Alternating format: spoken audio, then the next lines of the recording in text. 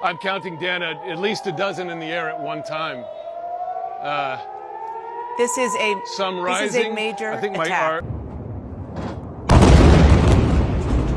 Israel has just launched a powerful and unexpected attack on Iran.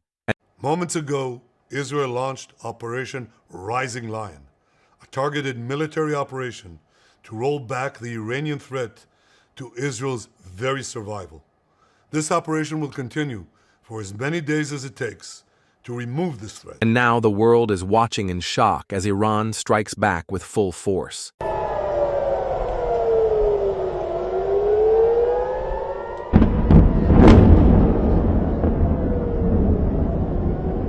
What started as a targeted military operation has now turned into something far more dangerous, a moment that feels like the beginning of World War III. The world is on edge. In the early hours of the morning, Israeli fighter jets crossed into Iranian airspace, carrying out strikes on several high-value targets. These included suspected nuclear facilities, military command centers, and homes of senior Iranian commanders. The scale and precision of the attack stunned everyone, even those who have followed Middle East tensions for years. It wasn't just a small warning or a covert operation.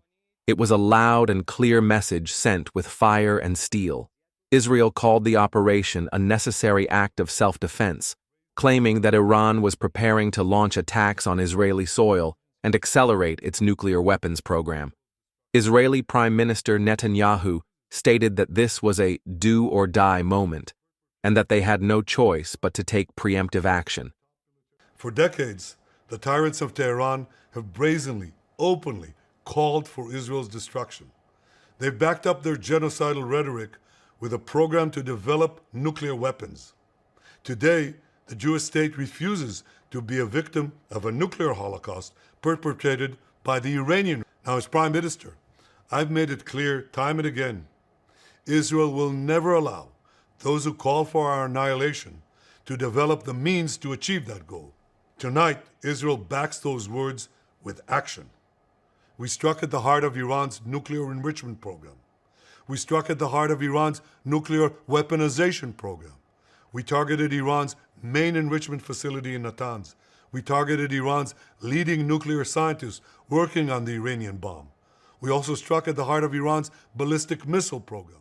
Within minutes, videos began to surface on social media showing explosions lighting up the sky over Iranian cities like Isfahan, Natanz, and Tehran. The footage was terrifying. Huge fireballs, sirens blaring, people running in panic. But Iran was not going to stay silent. Just a few hours later, Iran launched a wave of retaliation that shook the entire region. Over 150 ballistic missiles and dozens of drones were fired toward Israel. Many of these missiles targeted Tel Aviv, Jerusalem, and other major cities. The Iranian government called this operation True Promise and said it was just the beginning.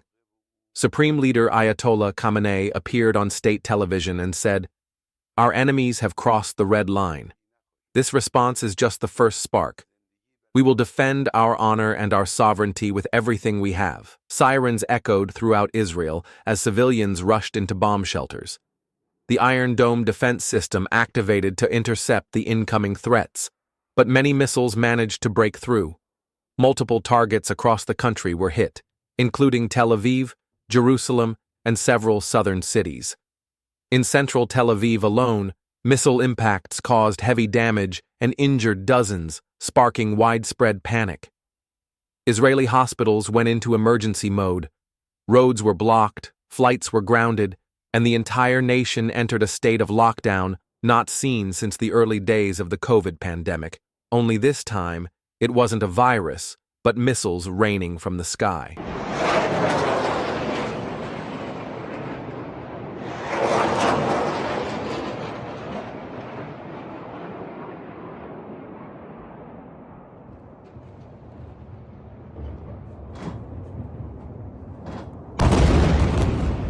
As of now, Iran has launched its fifth wave of missile barrages, with no sign of slowing down. People across the world are now watching these events unfold with fear and uncertainty.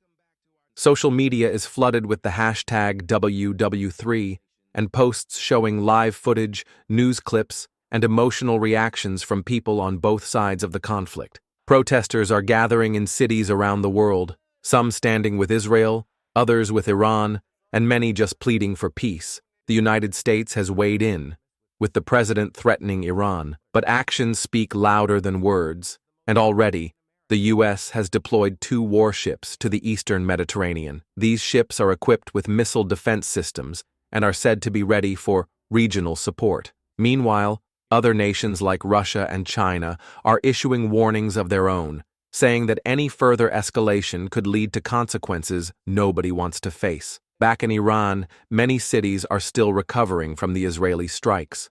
Reports say that several key military generals have been killed, along with nuclear scientists who were believed to be working on Iran's secret weapons programs. In Israel, the mood is grim but defiant. People are angry, they want revenge, and they are preparing for what could be the next phase of this terrifying conflict. In the past 24 hours, we've taken out top military commanders, senior nuclear scientists, the Islamic regime's most significant enrichment facility, and a large portion of its ballistic missile arsenal.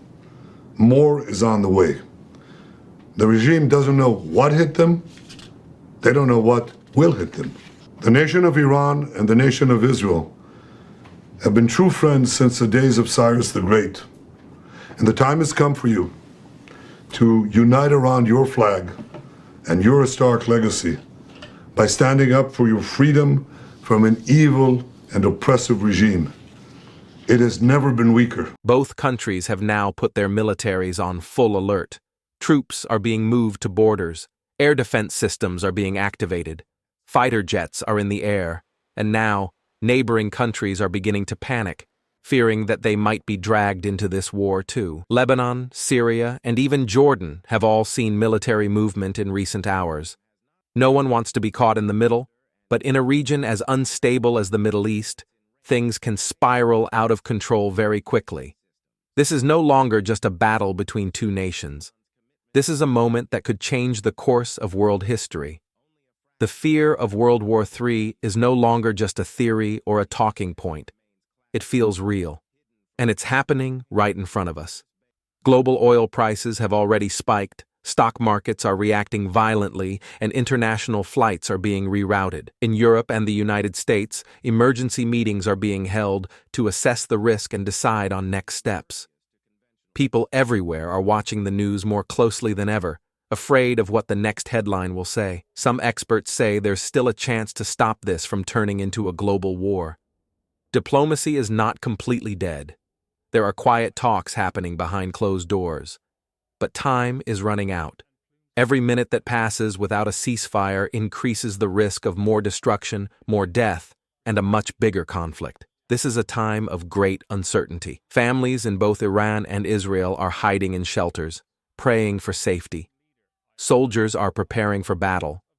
Leaders are making decisions that will affect millions of lives. The rest of us can only hope that reason will win over rage, and that this nightmare doesn't become the start of something even worse.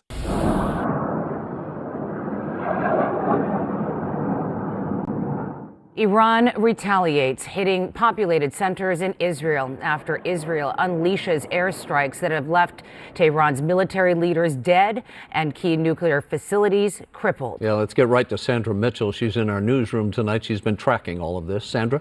Rick, right now that situation really escalating. More explosions in Tehran and Tel Aviv, where right now it's just after 4 o'clock in the morning. And we have this ominous warning from a senior Iranian official. He was saying that it will target any country that defends Israel, and that could, of course, include the United States. But right now, as missiles fly and bombs explode, the fear is real. The threat is real. And the world is holding its breath.